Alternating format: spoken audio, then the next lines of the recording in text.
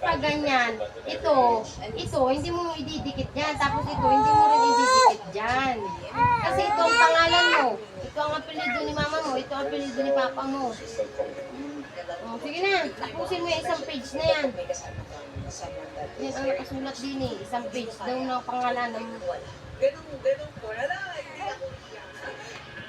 gawa eh. Naunang paglalaro.